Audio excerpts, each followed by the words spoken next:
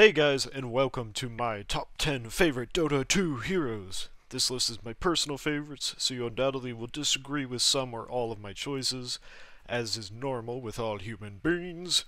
Feel free to comment on your favorite heroes. I'd love to see what you guys think of my list. But let's keep the hate to a minimum, shall we? So let's get started with number 10. Number 10! Alrighty guys, so coming in at number 10 is none other than Lich. So why do I like Lich as number 10? Well, I am a huge fan of the sort of undead aspect of all life. I like the skeletons, the zombies, blah blah blah. So he fits perfectly in, and I really like that he's sort of like a mage, an ice wizard of a sorts. And his spells just look pretty badass. So that's why I like him. So for every hero, I'm also going to give pros and cons of that hero, as to, what they're good at, what they're bad at, sort of thing, coming from someone who's not like a super expert at the game. So for the pros for Lich, I have, first of all, he has a nice burst damage from his Q. So, for example, if I walk up to this Bane and Q at level 4, it does quite a bit of damage. Obviously this thing's level 1, I'm level 25, so it does a lot more. But even so, 200 damage plus attack slow and movement slow of 30 and 20% is really rather good. Secondly, he has his E, Sacrifice. He can sacrifice a creep and gain mana, basically making his Q 10 times better because he can spam the hell out of it. And that is amazing. And finally, of course, is what makes him an awesome hero and a good ulti, of course. So let's give this a go here. Of course, his ulti is a monster, and in the right situation, could very easily kill 5 people, assuming that you were doing fairly well. Normally it wouldn't kill 5 people, but it could certainly win you a team fight very easily. One of the problems with his ulti is that it does jump to creeps, so the one con I have listed for him is that his ulti can be wasted on creeps by accident. Say you ulti 2 people, but you get unlucky and it jumps to mostly creeps. That can happen, and because it is on a relatively long cooldown at level 1 and 2, it can be wasted and can cost you. Number 9. Alright, number 9 is Chaos Knight. The Chaos Knight. Why do I like Chaos Knight? Well, to put it bluntly, I like knights. I like evil things. I've always been kind of interested in evil things. When I was a kid, I liked Darth Vader the best. That's just the kind of person I am. Not that I'm evil, but they interest me. So, I like knights, I like evil knights, black knights, that sort of thing. Also, when I was playing League of Legends, I watched a video that had Chaos Knight in it, and it's what made me originally doubt League of Legends, and eventually brought me here to Dota 2. So I can thank Chaos Knight for that. Pros. You can't fucking run from Chaos Knight. If you mix together his Reality Rift and his Chaos Bolt, you cannot run. For example, if I stun him, and then walk up, do a couple of attacks, then he starts to run away, and I'm like, hell no! Not to mention his extra speed. He is one of the fastest base movement speeds in the games, and if you add boots to that, he is ridiculously fast. On top of that, he has crits, so he can crit up to 300% extra damage, which is ridiculous. So, yeah. And then finally, of course, his ulti, which spawns a bunch of extra illusions. Look at this. This is, of course, at the max level, but it is just a monster. It can kill towers, it can kill anybody very, very quickly, and it is very cool. So, the cons, of course, include that his ulti is not very good at level 1, and you generally wait till you can level it up twice to even use it. Other than that, the only other thing I can think of is that I would consider him very, very overpowered. He is ridiculous because you cannot run from him. It's just not fair. But that's my personal opinion, and you're welcome to disagree. But I love Chaos Knight overall, and he's a cool guy. Yeah. I mean, just look at him. Look at him. Number 8. Warlock is my number 8 choice, and once again, similar to Chaos Knight, I chose him is one of my favorites, mainly because I'm really into Warlocks in World of Warcraft and Hearthstone, and I was like, oh, I'll try him out, and his abilities are very cool and along the same lines, kind of that evil spellcaster feely, and I really enjoy wizards, so yeah. Pros include his amazing freaking ulti, not to mention the fact that by buying Ags and Refresher Orb you're rewarded greatly.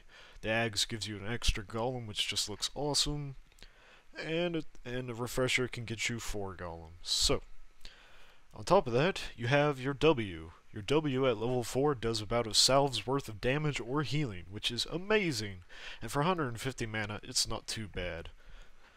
His cons are basically as follows. His E, which is the slow, while looking pretty cool, does not do a whole lot. The slow really generally is not good enough. I mean, it's not bad at level 4. It's just I've never found much use for it in general unless like trying to save a friend desperately. Oh. And then of course his fatal bonds, which are actually quite good. I never remember to use them. I always forget to, and I never want to spend the mana. They are quite good though, but the con is that I'm forgetful. It's my own personal con, is how I would put it. Another pro that I forgot to mention is even if you fail with his ulti, say you miss people you wanted to hit, you still have a golem there to try and do damage to a tower and or the people around him.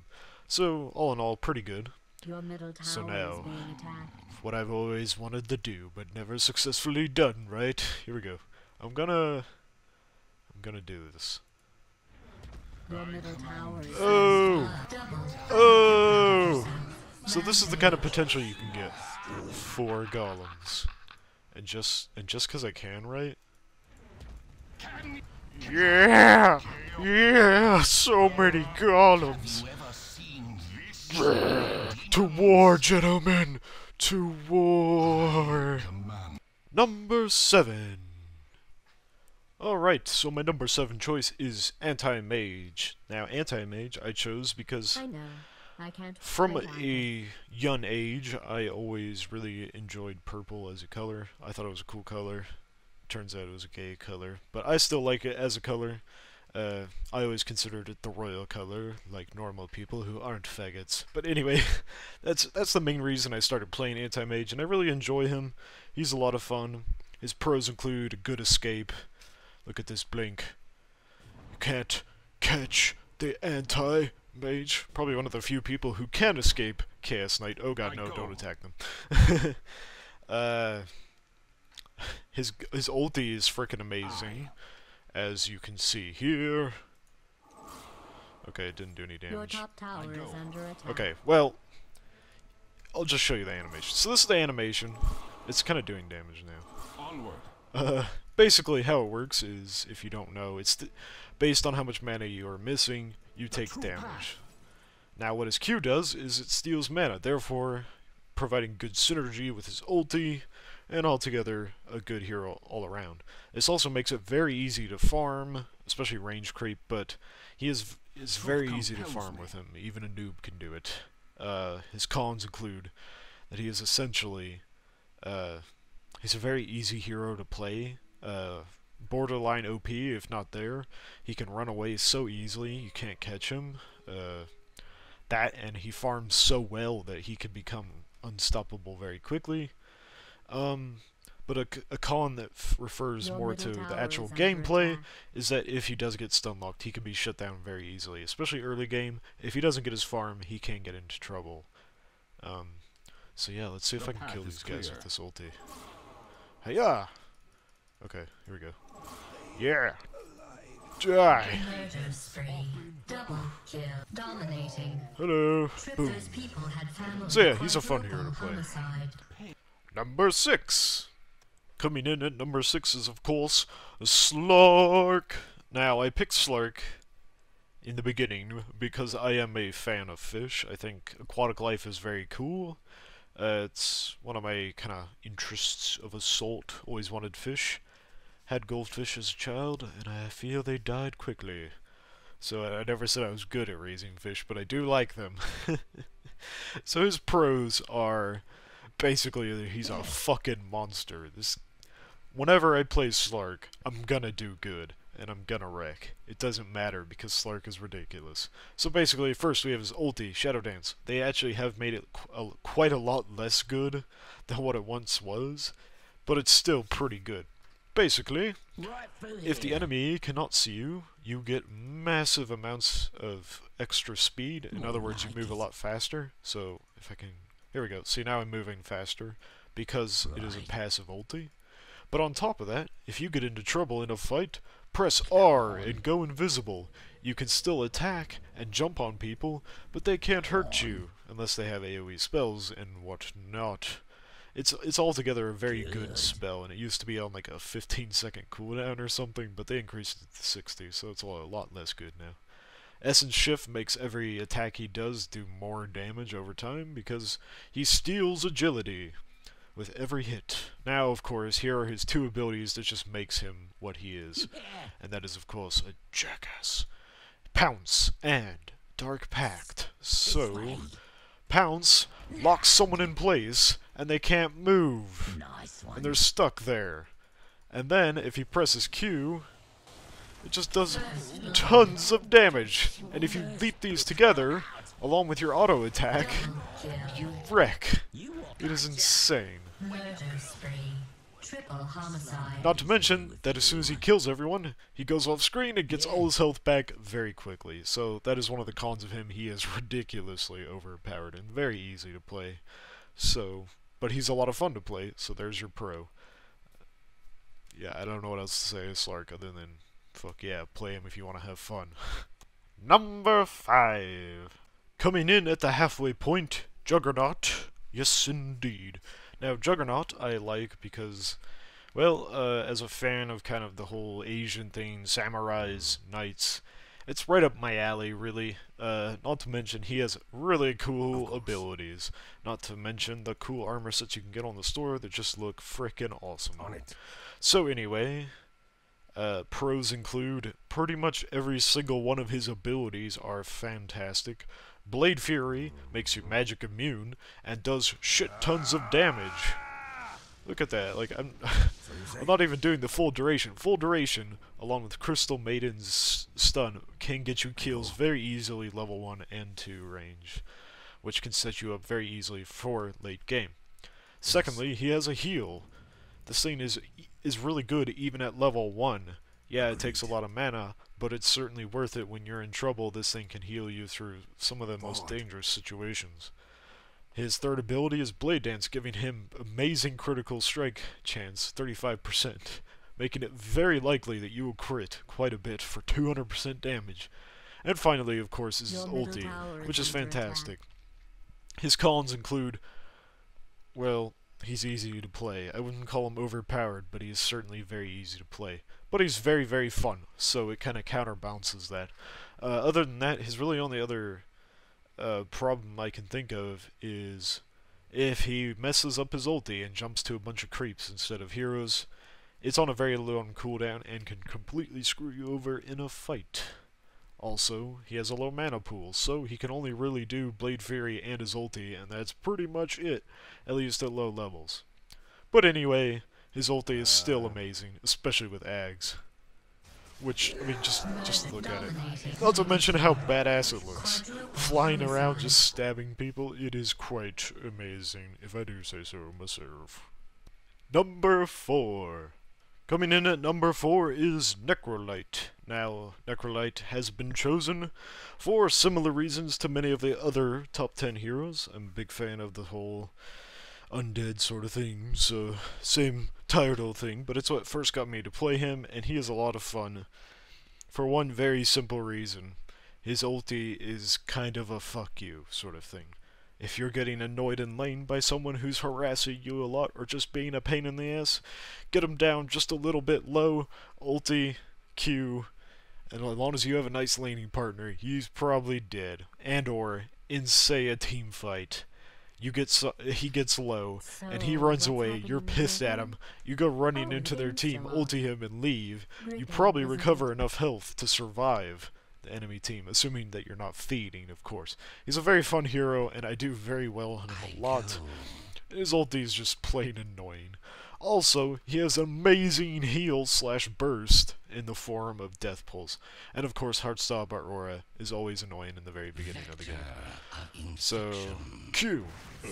Bam! Look how much damage that does. That is insane. His cons include, well, you know, he's slow, I guess. I mean, by a Force Staff, that usually takes care of that problem. I can't really think of any cons off the top of my head. He farms really well late game.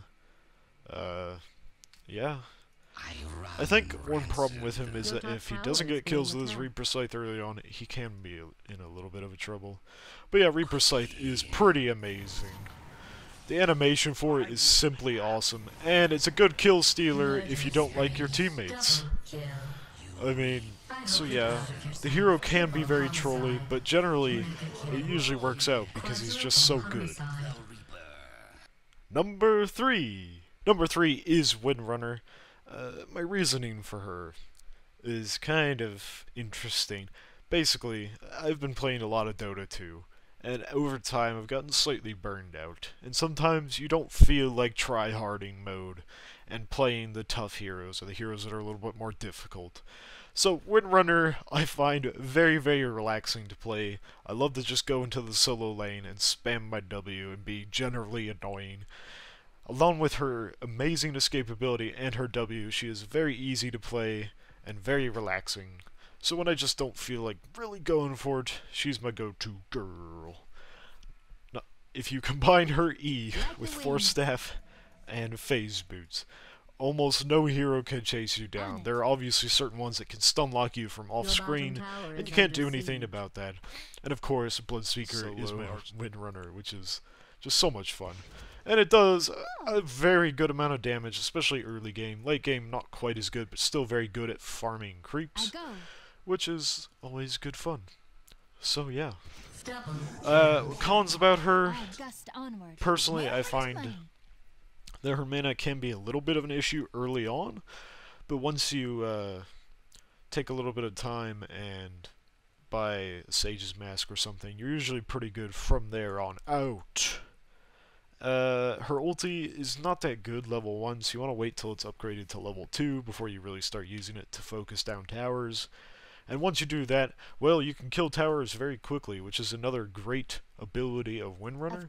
Combine that with her escapability, she can be up there pushing towers, even till the enemies get way too close for most other heroes, which is very cool, of course.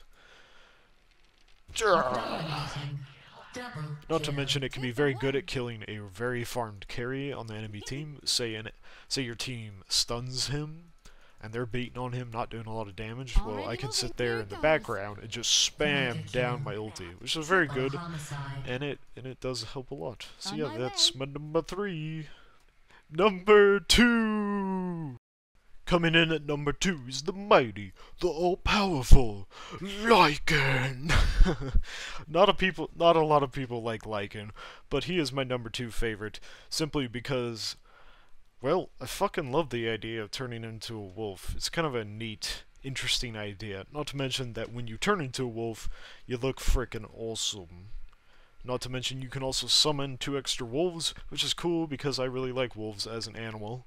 It's one of my favorites. So I can relate to the whole thing.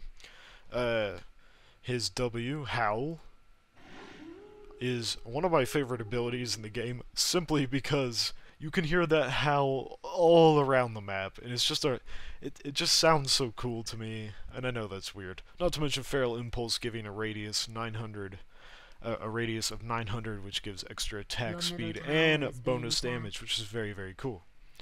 And then, of course, Shapeshift, which you will see in a minute, is, of course, amazing. Cons, he's supposed to be a jungler, and you can jungle with him, but really, it's only viable after you get a Majora's Mask, sorry, whatever the fuck it's called. It's not Majora's Mask. The Lifesteal Mask. Making a fool out of myself, yeah. Other than that, you really can't farm that well, and even after that, you're a slower jungler than most other junglers, and it's really just better to just stay in lane. until you hit like level 12 or something. So I wish they would fix that. If they would fix that, then I'd play Lycan all the time. As it is, I do not play him as much as I used to, but he is still my number 2 pick for sure. Other cons include that, well, stuns can be very painful for him, but once you have BKB, that problem is solved. Altogether, really the jungling thing is the only thing I find a huge problem with. Anyway, let's kill some enemies. Let's go, my wolves! Yeah! So, not to mention the fact that you move at max speed when you're ulti, so you can also run away from enemies, which is pretty awesome. And just look at that. That looks so good to me. I don't know what it is, I just think he looks awesome. And finally, number 1! And finally, guys, number 1! The one, the only, the arrogant Invoker. I feel like the arrogance part is necessary, because Invoker is quite arrogant, yes indeed, but he deserves it, because he is quite amazing, yes. So pros include, for me, I feel like he's the highest skill cap hero in the game. Invoking all the different spells can be quite challenging, and makes for a very interesting game of Dota 2. His spells are quite amazing, and just pros include there's too many to list. He's an awesome hero. I love the idea of wizards and magic and that sort of thing. So again, right up my alley. Plus there's a hood for him, and I like hoods. So cons, I actually have quite a few to list. Mainly, the biggest one is that really, to be able to use lots of your spells effectively in a time-effective manner, you need Ags. You need to get Aghanim Scepter. Otherwise, you're going to sit there waiting 30 seconds to invoke a new spell, and because Invoker's spells are often used in combo to really be that effective, it's very tempting to just sit there most of the game till you get Ags, to just sit there with Cold Snap and Sunstrike on, which is what I normally do. And I will sometimes switch out if the time looks right, or if I think someone's pushing lane, I'll start to get out a new combo. But if it turns out they're not pushing, then I've wasted lots of time invoking useless abilities. Or if they're pushing too fast, then it takes too long to invoke. So that's my only beef with that. Other than that, he is fairly good. Another problem is that his combos can become very weak. If you don't have enough kills, you really need that extra damage to be able to kill the enemies. Otherwise, if your team's even slightly feeding, you can find his combos are not that effective. But on the reverse, if you are winning quite easily, your combos will do more damage. It's weird how it works out, but it always seems to work out in that fashion. Probably because of the level differences. They do make quite a big deal. So, Cold Snap is a really good ability, because you can hit them, and then they get stunned. And then you can hit them again, and they get stunned. It's very good for ganking, and it's really all you need to have a successful gank. On that note, I bring up another problem with Invoker. There seem to be Invokers running around out there who spend the entire game with Cold Snap and Forge Spirits on. That's all they have, is Cold Snap and Forge Spirits, and maybe like one other spell here or there. And so there is an easy way to play Invoker, and I don't approve of those people. What they'll do is they'll have those two spells, and then they'll buy something like Eye of Scotty first, after like a 4-step. Which bothers me, because that is a very easy way, and you can be successful with it, at least in pubs, not in like pro games. And it bothers me because there's so much more potential. He has the most abilities of anyone in the game, and you should be able to use them all. Otherwise, playing him is just, there's no point. So anyway, my favorite thing about Invoker is, of course, the Sunstrike. I am a big advocate of Sunstrikes, and I think they are totally awesome. So if I drop a Sunstrike here, I actually missed, which is very... Oh. No, don't kill him! So... so missing him can be... you know, there's nothing worse than missing a Sunstrike in game, especially when you have teammates who like to talk a lot. Because they will make fun of you, but when you hit one, it feels so satisfying to get a kill with it, and it's great. But my favorite part of all about Invoker is his amazing potential for a combo. It's just so good, and I'm gonna show you now. So if you play Invoker, you may want to take a look at this. It's pretty well known, but I've seen a lot of Invokers not ever use it, and it's just too good to not use. And that is Tornado, Meteor, Deafening Blast. Hiya! And unfortunately, at level 4, you have to remember to wait for the Meteor if you have max level Wex, because the Tornado will take too long, and then you'll drop your Meteor. So there is a bit of timing with the combo that you have to really work out, and which I love. It's cool that you have to spend that time. Anyway guys, I hope you enjoyed my top 10 favorite Dota 2 heroes. Thanks for watching. Bye-bye.